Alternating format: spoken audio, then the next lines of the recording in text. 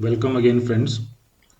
तो हम लोगों ने क्वेश्चन लास्ट लेक्चर में शुरू कर रखा था, one dimensional potential barrier of finite width and height.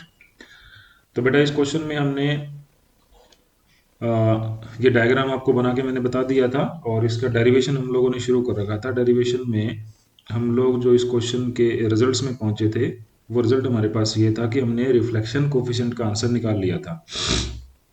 ठीक है, रीजन वन के अंदर हमारा रिफ्लेक्शन कोफिशिएंट का वैल्यू हम लोगों ने डिटरमाइन कर लिया। तो अब हम इसमें फर्दर कैलकुलेशन करेंगे कि ट्रांसमिशन कोफिशिएंट की वैल्यू कितना होती है। ठीक है, उसके बाद ये क्वेश्चन को कंप्लीट हम डिस्कस करेंगे आज, और इस पार्ट में आपका ये क्वेश्चन जो है ये कंप्लीट हो जाएगा। तो ट्रांसमिशन कोफिशिएंट का आंसर निकालने के लिए आपके पास ये जो इक्वेशन है यहाँ पर, ठीक है, one minus k one by k two plus r one plus के one by k two bracket close e to power minus eta k two a is equal to t E to power eta k one a one minus k one by k two, इसको हमने use करना है। और इसमें हमने ये consideration कर लिया था कि आपके पास जो के वन बाई के टू है या के टू बाई के वन है, इसका हमने एक डाटा बनाया था, this will equal to mu. इसको हमने कहा था रिफ्रैक्टिव इंडेक्स। ठीक है, तो इसी बेसिस पे फर्दर हम इस क्वेश्चन को आगे कंप्लीट करते हैं हमारे। चलो इसमें अब स्टार्ट करते हैं। पेन में इसके अकॉर्डिंग ही चूज कर लेता हूँ ब्लू कलर का। तो ये इक्वेशन हमने यूज करना है। ठीक है, तो इक्वेशन क्या है हमारे पास, इसको मैं लिख लेता हूँ आगे फर्दर, और क्वेश्चन को हम लोग स्टार्ट करते हैं अभी। तो हमारे पास रिजल्ट क्या था, वो रिजल्ट था हमारे पास t a to power eta के one a into one minus k one by k two. ठीक है, और इसके साथ एक वैल्यू था यस इज इक्वल टू, और ये वैल्यू हमारे पास आ जाएगा is equal to one minus k one by k two plus r one plus के वन बाई के टू। ठीक है, bracket close e to power minus eta k two a, ये हमारा इक्वेशन है। इससे हमने टी का वैल्यू निकालना है। अब जो वैल्यू आपके पास आर का यहाँ पे आया है, ये आर का वैल्यू आप लोग यूज कर लेंगे इसके अंदर। उससे पहले इसको कन्वर्ट कर लेते हैं म्यू की फॉर्म में। तो म्यू की फॉर्म में जब इसको आप कन्वर्ट करेंगे, ठीक है, तो उस कन्वर्जन के दौरान क्या लिखेंगे आप, ये एज इट इज आएगा t E to power eta के वन ए, ये आ जाएगा बेटा आपके पास one minus one by mu, because आपने k two by k one को लेट किया है म्यू में, तो ये वन बाई म्यू हो जाएगा is equal to integration again this will be one minus one by mu bracket close plus r, this is r, और one plus one by mu. ठीक है, bracket close e to power minus eta k two a, ये सारा हमारे पास आया। अब इसमें mu जो है वो पूरी इक्वेशन के डिनोमिनेटर में हमें दिख रहा है वन बाई म्यू, तो इसमें कंप्लीटली इसको सोल्व कर लेते हैं। तो वैल्यू हमारे पास क्या बन जाएगा, T E to power eta this is K one A eta के वन ए, और ये बन जाएगा बेटा म्यू माइनस वन। ठीक है, सिंपल में स्टार्ट कर दिया लिखना इसको मैंने, क्योंकि जो डिवाइड में म्यू आएगा एलसीएम लेके वो सब में कैंसिल हो जाएगा, और यहाँ बचेगा आपके पास mu minus one plus r, ये रहेगा आपके पास mu plus one bracket close e to power minus eta k two a, ये हमारे पास आंसर आ गया। अब हम क्या करते हैं, आर की जो ये वैल्यू है फ्रॉम इक्वेशन नंबर 11, ये वैल्यू यहाँ पे यूज कर लेते हैं। तो इस वैल्यू को जब आप यूज करेंगे तो आपके पास लेफ्ट साइड तो वही रहेगा ए टू पावर आयटा के वन ए और mu minus one is equal to mu minus one, ठीक है, प्लस आर की जगह पर ये सारा वैल्यू है इक्वेशन नंबर 11 वाला। तो ये वैल्यू हमारे पास कितना है, this is one minus mu square into sine k two a divide by ये सारा value that is one plus mu square sine k two a plus two eta mu cos के टू ए, और इस पूरे के साथ multiply में क्या है, म्यू प्लस वन है, तो उसको यहाँ लिख देंगे म्यू प्लस वन, और इसके बाहर ब्रैकेट के हमारे पास क्या है, e to power minus eta k two a, ये वैल्यू हमारे पास आ जाएगा। इसको अब हमने सोल्व करना है, ठीक है। तो इसको जब हम सोल्व करेंगे तो यहाँ से हमने टारगेट क्या करना है कि हमने टी का वैल्यू निकालना है।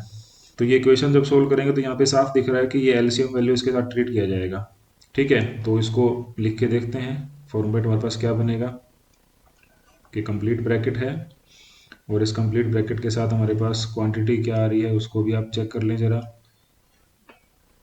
म्यू माइनस वन इस पूरे से मल्टीप्लाई करना है, और साइन के टू ए यहाँ भी है, साइन के टू ए यहाँ भी है, तो ये पहला टर्म क्या बनेगा, पहला टर्म बनेगा म्यू माइनस वन, इसके साथ बन जाएगा वन प्लस म्यू स्केयर, ठीक है। और साइन के टू ए का दूसरा टर्म भी है यहाँ पे, वो क्या है आपके पास, वो है आपका म्यू प्लस वन, और उसके साथ बनेगा वन माइनस म्यू स्केयर, और इस पूरे के साथ मल्टीप्लाई में क्या है, यानी इन दोनों के साथ मल्टीप्लाई में हमारे पास क्या है, इन दोनों से मल्टीप्लाई में है आपके पास साइन के टू ए, ठीक है। ये स्टेप फर्दर ये जो वैल्यू है plus two eta mu into mu minus one into cos के टू ए, तो ये हमारा क्लोजिंग हो गया। और इसके बाद इस पूरी इक्वेशन के कंप्लीट मल्टीपल में हमारे पास क्या है, e to power minus eta k two a, और इस कंप्लीट को हम लोगों ने डिवाइड कर रखा है किससे, डिवाइड वाली वैल्यू से, और वो कितना है, one plus mu square sine k two a plus two eta mu cos के टू ए, ठीक है। ये देखने में आपको कॉम्प्लिकेटेड लग रहा होगा, बट ये कॉम्प्लिकेटेड है नहीं, सिर्फ लिखने में लेंथी पड़ रहा है, ठीक है। अब हम क्या करते हैं, इसके अंदर इसको ब्रैकेट को ओपन करके इसका सोल्यूशन कर लेंगे। तो ये म्यू हो जाएगा प्लस का, ये म्यू स्केयर भी प्लस का, बट यहाँ करेंगे तो म्यू स्केयर, ये म्यू क्यूब माइनस का बनेगा, कैंसिल हो गया। उसके बाद में माइनस वन यहाँ लेके आएंगे, माइनस वन ठीक है, फिर माइनस म्यू स्केयर आएगा, और यहाँ पे आपके पास माइनस म्यू स्केयर आएगा, वो ऐड हो जाएगा। तो इस तरीके से जो क्वांटिटी कैंसिल होती है वो कैंसिल हो जाएंगी, और जो हमारे पास रिमेनिंग वैल्यू बचेंगे उनको हम लिख लेंगे। अल्टीमेटली आपके पास इसको सोल्व करके आंसर क्या आता है इस साइड में, वो आंसर ही आ जाएगा, that is two eta mu, mu minus one, ये सारा कॉमन आ जाएगा, और e to power minus eta k two a हमारे पास है, और इसके साथ यहाँ से आपके पास sine k two a, eta sine k two a बचेगा, और एक टर्म बचेगी आपके पास कोस के टू ए की टर्म में। तो उन सबको हम लोग कॉमन करेंगे तो वो वैल्यू एक्चुअल में क्या बनता है, वो बनेगा e to power eta k two a, और इसके डिवाइड में हमारे पास ये सारा रिजल्ट पहले से ही है, तो that will be one plus mu square into sine k two a plus two eta mu cos के टू ए। अब ये जो वैल्यू आपके पास बना है, इस वैल्यू में साफ दिख रहा है हमें कि यहाँ पर माइनस के टू है, यहाँ प्लस के टू है, तो ये वैल्यू कैंसिल वन हो जाएगा, बचेगा ऊपर वैल्यू कितना, that is two eta mu, mu minus one, और डिवाइड में ये वैल्यू बचेगा one plus mu square sine k two a plus two eta mu cos के टू ए, ये वैल्यू हमारे पास रहेगा। लेफ्ट हैंड साइड में वही पड़ा है T E to power eta के one A mu minus one. तो अब हम क्या करते हैं, हमें तो वैल्यू सिर्फ किसका चाहिए, टी का वैल्यू चाहिए आपको सिर्फ, तो सिर्फ टी का वैल्यू चाहिए, तो हमारे पास क्या बन जाएगा, तो इसका मीनिंग यहाँ पे हम आंसर बना लेंगे, it means we have the transmission coefficient, ठीक है। ट्रांसमिशन कोफिशिएंट का वैल्यू जो है वो क्या आएगा, दैट विल बी टी, और उसकी वैल्यू कितनी आ जाएगी, क्योंकि म्यू माइनस वन था, वो इसको यहाँ पे जाके डिवाइड करेंगे तो कैंसिल कर जाएगा, और e to power minus eta के वन ए इसमें साथ लग जाएगा। तो मैं सीधा आंसर लिख रहा हूँ, the answer will be two eta mu e to power minus eta के one A divide by this value one plus mu square into sine k two a plus two eta mu cos k2a। तो ये बन गई बेटा आपकी equation number 12। ठीक है, तो इक्वेशन नंबर 11 में हमने निकाल लिया था रिफ्लेक्शन कोफिशिएंट, इक्वेशन नंबर 12 में हमने निकाल लिया बेटा ट्रांसमिशन कोफिशिएंट। ठीक है, तो अब आप अगर इनकी मॉडुलस लेके स्केयर मॉडुलस निकालना चाहें, आंसर एम्पलीट्यूड का फाइंड आउट करना चाहें तो वो भी ठीक है आपके पास आंसर अवेलेबल है। तो उसको निकालने का बड़ा सिंपल तरीका है कि इनको सिर्फ आपने जस्टिफाई करना है टी मॉडुलस स्केयर के साथ। ठीक है, तो उसको हम लिख लेते हैं, क्योंकि दोनों कॉम्प्लेक्स नंबर आ रहे हैं और कॉम्प्लेक्स नंबर जब आ रहे हैं तो इनको डिस्कस करना हमारे लिए थोड़ा टफ रहेगा, तो इनको हम लोग मॉडुलस के अंदर लिख लेते हैं। ठीक है, तो यहाँ पे आप एक लाइन लिख सकते हो, because R and T both are complex numbers। ठीक है, दोनों कॉम्प्लेक्स हैं, complex numbers, so their amplitude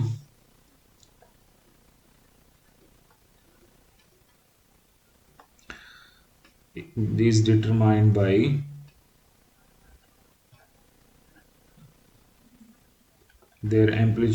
determined by taking their modulus, ठीक है, तो यानी कि हमने क्या निकालना पड़ जाएगा, आर स्केयर और टी स्केयर। अब इसका आंसर चाहिए, बड़ा सिंपल है, आर और टी के वैल्यू आपको क्वेश्चन नंबर 11 और 12 में मिल चुके हैं, तो आप डायरेक्टली इनका कॉम्प्लेक्स कॉन्जुगेट मल्टीप्लाई करो, आंसर आ जाएगा। तो आर स्केयर जब निकालोगे तो इसका मतलब वो क्या बन जाएगा, आर स्टार इंटू आर बनेगा। तो इसको सिंपल जो आर की वैल्यू है उसका कॉन्जुगेट लेके सोल्व करना है। ठीक है, तो उसको सोल्व करोगे जब आप, तो आंसर जो है वो आपके पास क्या मिलेगा, मैं आंसर लिख रहा हूँ, सीधा आपने सोल्व कर लेना है।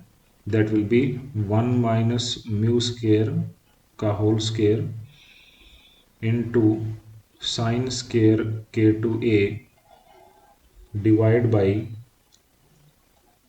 1 प्लस म्यू स्केयर का whole square into sine square k2a plus 4 mu square cos square k2a, equation number 13। इसी तरीके से एंड टी स्केयर निकालोगे तो वो क्या आ जाएगा, टी इंटू टी स्टार, उसकी वैल्यू हमारे पास आंसर क्या बनेगा, after solution the answer will be 4 mu square divide by 1 plus mu square का whole square into sine square k2a plus 4 mu square cos square k2a। ये हो जाएगा बेटा इक्वेशन नंबर 14। तो इक्वेशन नंबर 13 और 14 से आपको एग्जैक्ट वैल्यू जो है वो पता लग जाती हैं। अब हमने ये चेक करना है कि हमारे पास स्पेशल केसेस में किस तरीके के रिजल्ट आ सकते हैं। ठीक है, तो पॉइंट हमारा भी अभी बन जाएगा स्पेशल केसेस। ठीक है, स्पेशल केसेस के अंदर पहला केस क्या बन सकता है, पहला केस ये बन सकता है कि जब आपके पास एनर्जी जो जिससे आपका पार्टिकल इंसिडेंट आप करवा रहे थे बैरियर पे, उसकी वैल्यू अगर पोटेंशियल को अप्रोच कर रही है। ठीक है, यानी कि इसका मीनिंग ये हो गया कि ये कब होगा, जब आपके पास K2 का वैल्यू 0 अप्रोच करेगा। K2 का फार्मूला हम लोगों ने पढ़ रखा है, K2 का फार्मूला क्या होता है, द फार्मूला ऑफ K2 जो हम लोगों ने डिस्कस किया था, वो फार्मूला हमारे पास था, that is 2m e minus V node divide by H cut square. ठीक है, तो जब ये वैल्यू अप्रोच करेंगे तो ऑटोमेटिक यहाँ जो हमारा आंसर है वो क्या आएगा, 0 0 आएगा। तो K2 की वैल्यू जो है वो हमारे पास क्या बन जाएगी, 0 हो जाएगी। अगर ऐसा होगा तो फिर म्यू पे क्या असर पड़ेगा, तो म्यू हमारे पास क्या है, K2/K1 है। अगर आपके पास K2 0 हो रहा है तो इसका मतलब बड़ा सिंपल है कि आपके पास इसकी वैल्यू भी क्या हो रही है, फिर 0 हो रही है। It means this will also result the value of 0। तो इस कंडीशन में, यानी कि जब एनर्जी की वैल्यू पोटेंशियल के लगभग बराबर आती है, तो आपको देखना है कि क्या ट्रांसमिशन का आंसर आता है।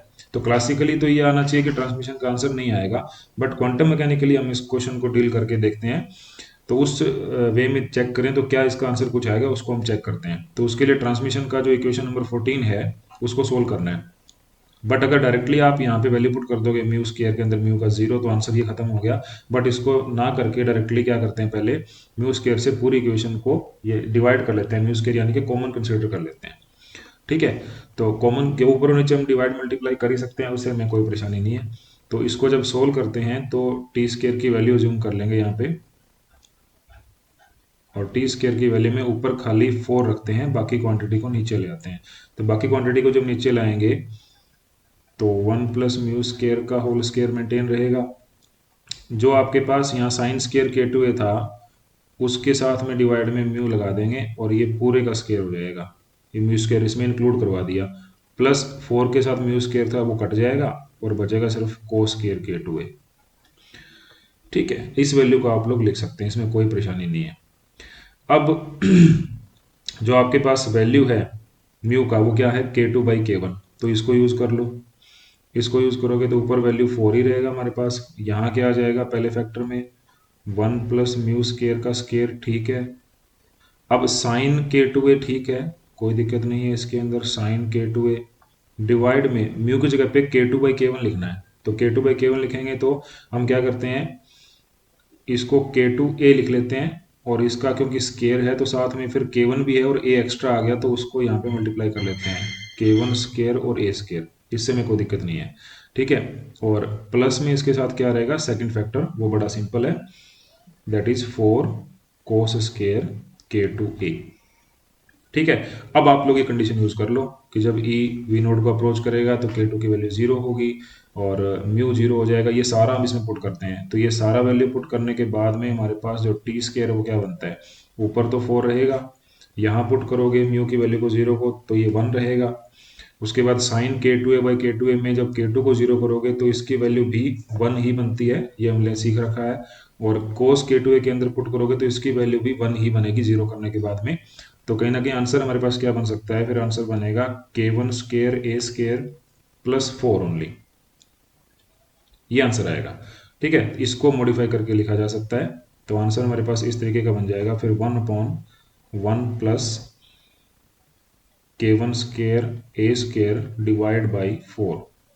ठीक है, इसको और तरीके से अगर लिखना चाहें तो सिंपली लिखा जा सकता है, it means T square will result as 1/1 plus के वन ए डिवाइड बाई 2 और इसका स्केयर।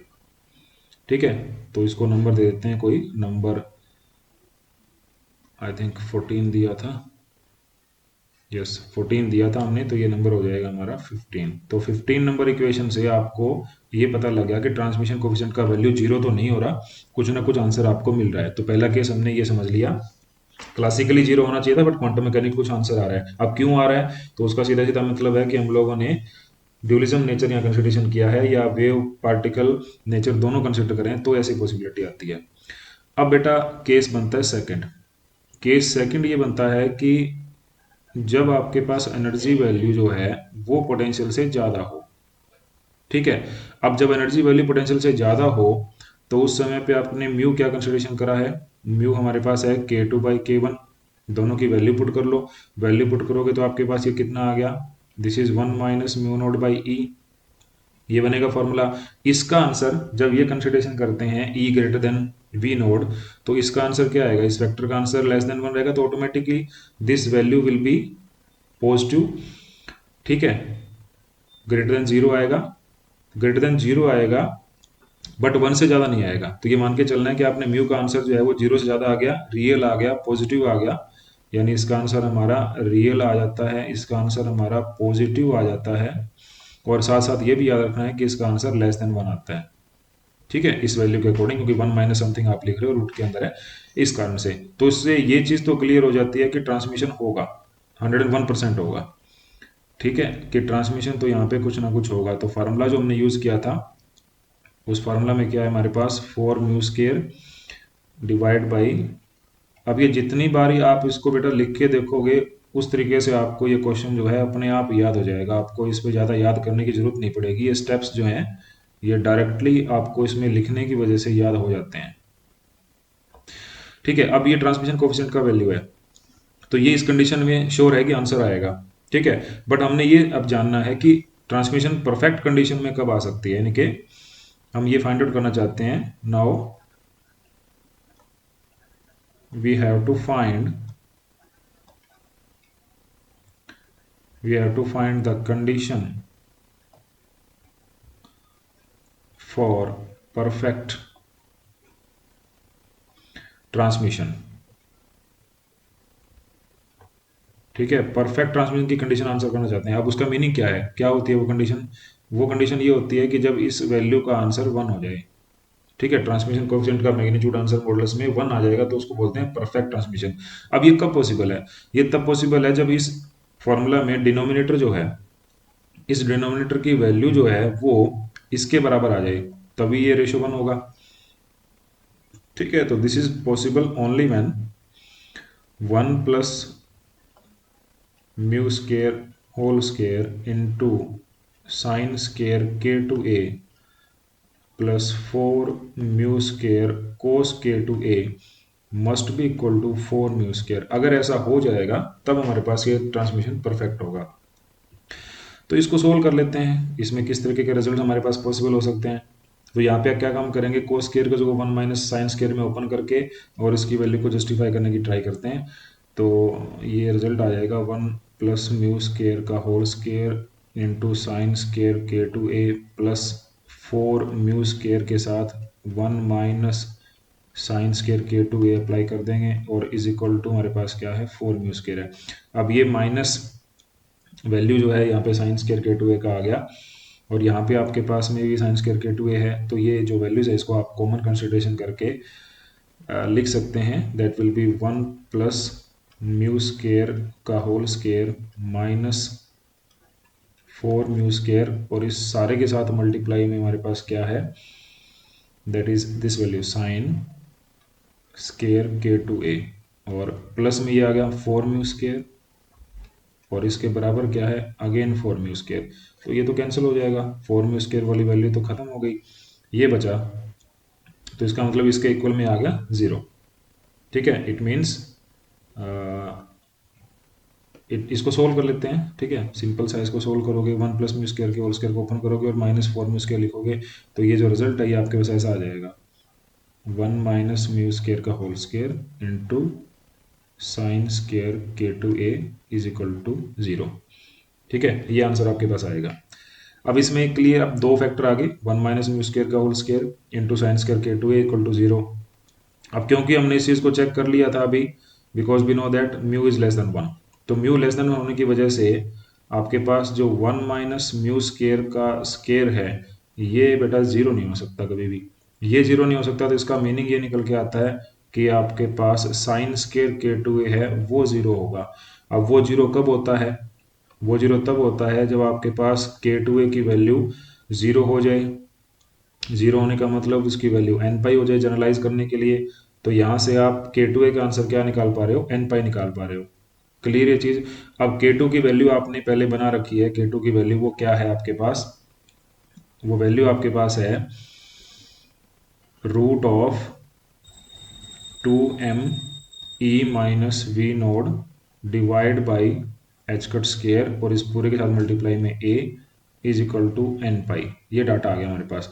ठीक है, ये हम क्यों कर रहे हैं, बिकॉज एनर्जी की वैल्यू निकालना चाहते हैं। तो यहाँ से एनर्जी की वैल्यू आप निकाल लेंगे और एनर्जी की वैल्यू हमारे पास कितना रिजल्ट देगा, वो रिजल्ट आएगा आपके पास V node plus N square pi square H cut square divide by 2m A square. ये हमारे पास आंसर आ जाएगा एनर्जी का।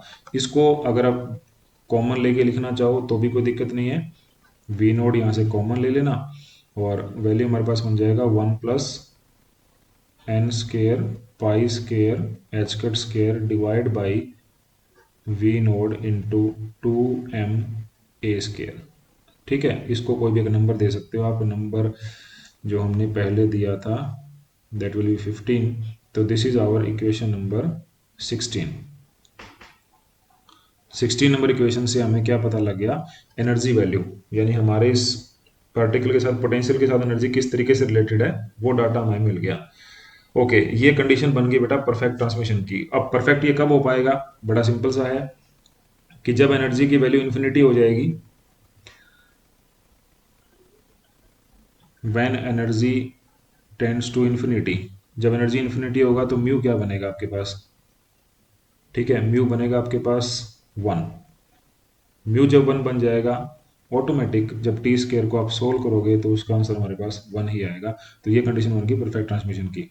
बट एनर्जी की वैल्यू भी हमारे पास आ रही है, ट्रांसमिशन का फैक्टर भी हम पहले निकाल चुके हैं। तो ये जो कंडीशन बनती है, इस कंडीशन के अंदर हमें ये पता लग गया कि एनर्जी की कुछ भी वैल्यू हो वो पोटेंशियल से ज़्यादा होनी चाहिए, उस कंडीशन पे कुछ ना कुछ ट्रांसमिशन आपको मिल रहा है, ठीक है। तो ये जो आपके पास कंडीशन बनती है इसको बोलते हैं बेटा क्वांटम मैकेनिकल टनलिंग कंडीशन, और ये फिनोमेना कहलाता है क्वांटम मैकेनिकल टनलिंग या टनल इफेक्ट इसको बोलते हैं, ठीक है। तो इसको आप कहीं ना कहीं डिफाइन कर सकते हैं एग्जाम में। वो डेफिनेशन आपके पास क्या होगा, मैं इसको लिख देता हूँ यहाँ पे, द फिनोमिना, ठीक है, इसको आप नोट कर लेंगे, the phenomena of penetration, the phenomena of penetration of a particle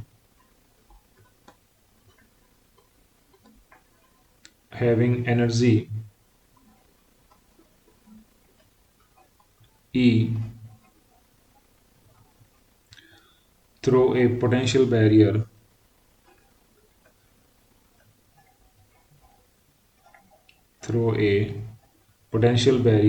of value V node having finite width और height, ठीक है। और ये सब क्यों होगा, जो पेनिट्रेशन है ये क्यों हो रहा है, ये पार्टिकल नेचर होगा तब तो होगा नहीं, क्योंकि एनर्जी जो है वो कम भी हो सकती है, ज़्यादा भी हो सकती है। ज़्यादा होगी तो फिर समझ आता है, बट कम एनर्जी पे भी पेनिट्रेशन अगर होता है, ठीक है, तो उस दौरान में आप इसमें लिख सकते हैं, आप इसमें लिख सकते हैं this is due to, this is happen due to the wave nature, ठीक है, वेव नेचर ऑफ मैटर। तो this phenomena is known as or is called quantum mechanical, known as quantum mechanical tunneling,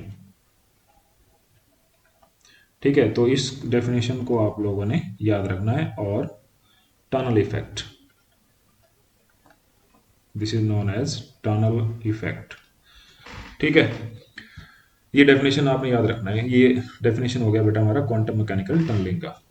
अब इस energy value के साथ में अगर आप ट्रांसमिशन कोफिशिएंट का रिलेशन डिफाइन करना चाहें, क्योंकि ट्रांसमिशन कोफिशिएंट का फॉर्मूला भी हम बना चुके हैं, एनर्जी का फॉर्मूला भी बना चुके हैं, तो इनके बीच में अगर आप एक ग्राफ ड्रा करते हैं, 1 सेकेंड,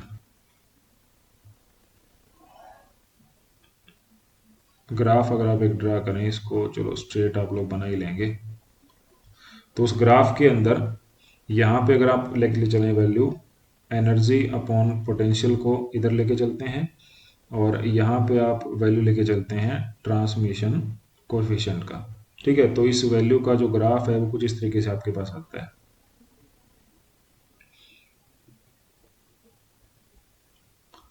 और ये जो आंसर है यहाँ पर, जहाँ पर ये आंसर अप्रोक्सीमेटली 1 बन जाएगा, कभी ना कभी जाके बनेगा, तो ये हमारा ट्रांसमिशन का आंसर हो जाएगा यहाँ पर 1।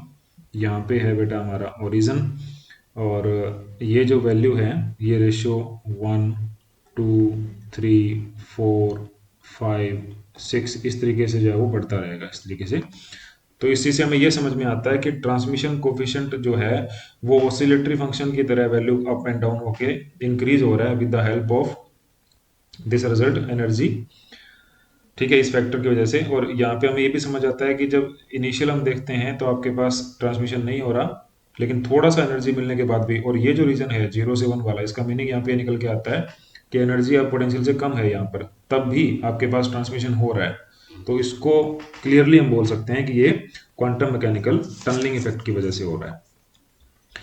चलो ये समझ में आ गया हमें। तीसरा केस क्या बन सकता है, तीसरा केस ये बन सकता है कि जब आपके पास एनर्जी का वैल्यू, ठीक है, when energy value is less then potential, पहले केस में हमने ये समझा कि एनर्जी की वैल्यू पोटेंशियल के बराबर हो, सेकंड में ये समझा कि ज़्यादा हो। अब तीसरे केस में भी क्या ट्रांसमिशन आएगा उसको भी हम लोग यहाँ डील कर लेते हैं। तो तीसरे केस में जब एनर्जी की वैल्यू पोटेंशियल से कम है तो उस कंडीशन में आप लोग K2 को आंसर करके देखते हैं, और K2 को जब आंसर करके देखते हैं तो फॉर्मूला हमारे पास क्या था, E minus V naught by H cut square. अब इसमें क्योंकि एनर्जी की वैल्यू इससे कम है तो ये फॉर्मूला इमेजिनरी की तरफ आंसर जा रहा है, तो इसको हम ऐसे लिख सकते हैं, दिस इज -2m और वी नोड माइनस ई, और डिवाइड बाई हमारे पास क्या है, एच कट स्केयर और इस पूरे का रूट। ठीक है, तो इसको आयटा कंसिडरेशन कर लेंगे, और ये बाकी जो बचा इसको बेटा लेट कर लेता हूं मैं के। ठीक है, तो इसका मतलब K2 की जगह पे हमने अब यूज करना है आयटा के। ठीक है, where K is this value 2m V naught minus E divide by H cut square, और K रियल है बट K2 है वो इमेजिनरी है। तो फिर जो टी स्केयर का वैल्यू था हमारे पास उसको निकाल के देखते हैं, आंसर करके देखते हैं। तो टी स्केयर के वैल्यू में हमारे पास क्या था, यहाँ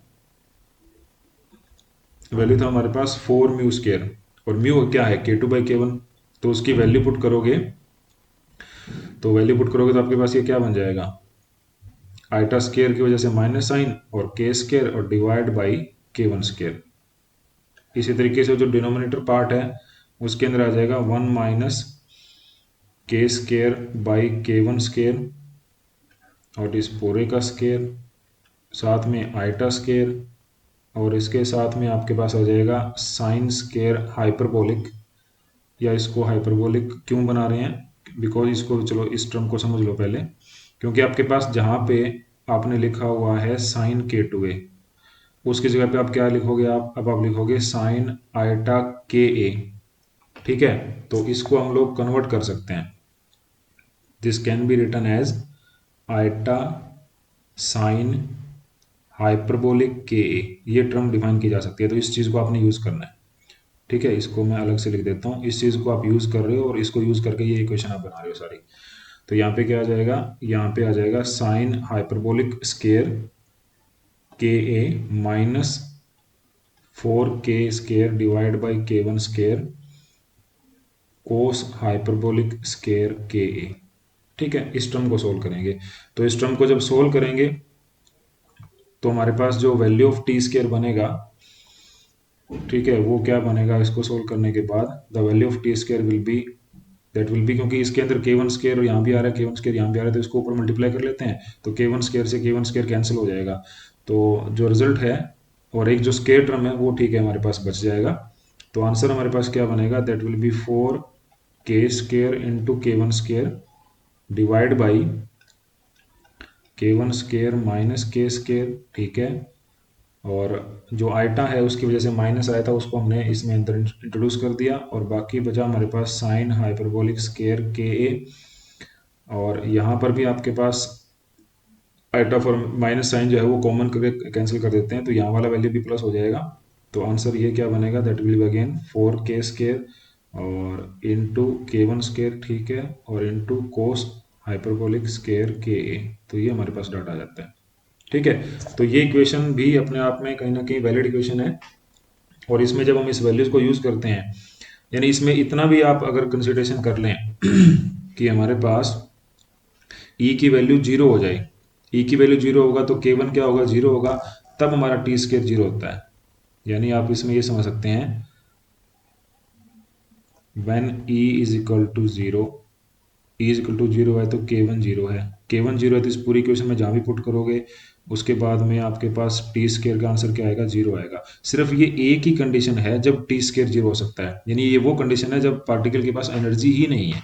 उसके अलावा जब भी आपके पास पार्टिकल के पास कुछ एनर्जी होगा जो ग्रेटर देन जीरो होगा, बट जरूरी नहीं है कि वो पोटेंशियल से भी ज़्यादा हो। ठीक है, या इसको यूं समझ लो कि एनर्जी ग्रेटर देन जीरो है, ठीक है, बट एनर्जी जो है पोटेंशियल से अब भी कम है, उसके बावजूद आपके पास टी स्केयर का आंसर जो है वो जीरो नहीं होगा, कुछ ना कुछ आंसर आपको यहाँ मिल जाएगा। तो इस चीज़ का मीनिंग यहाँ पे ये है कि थोड़ी सी एनर्जी देने के बाद भी आपको ट्रांसमिशन कोफिशिएंट का आंसर मिलता है। तो ये क्लियर हमें सिग्निफाई कर रहा है कि यहाँ पे जो है टनल इफेक्ट हो रहा है। ठीक है, यहाँ पे क्वांटम मैकेनिकल टनलिंग पॉसिबल हो रही है। तो ये बेटा इस क्वेश्चन के तीनों केस हमने डिस्कस कर लिए, और इस तरीके से आपने इस क्वेश्चन को समझना है। ठीक है, कोई अगर आपको प्रॉब्लम आती है क्वेश्चन समझने में या उसमें सॉल्यूशन करने में तो आप कमेंट बॉक्स में कमेंट कर सकते हैं। उसके अलावा जो भी आपको क्वांटम से रिलेटेड या फिजिक्स से किसी भी टॉपिक से रिलेटेड कोई भी दिक्कत है तो कमेंट करके कमेंट बॉक्स में आप बताओ। उसका वीडियो लेक्चर बना के इस चैनल पे आपको अपलोड करके मिल जाएगा। और साथ के साथ आप इस चैनल को सब्सक्राइब करें और आगे अपने दोस्तों से भी शेयर करें ताकि अलग अलग वीडियो बनाने का मोटिवेशन हमें मिलता रहे। Thank you.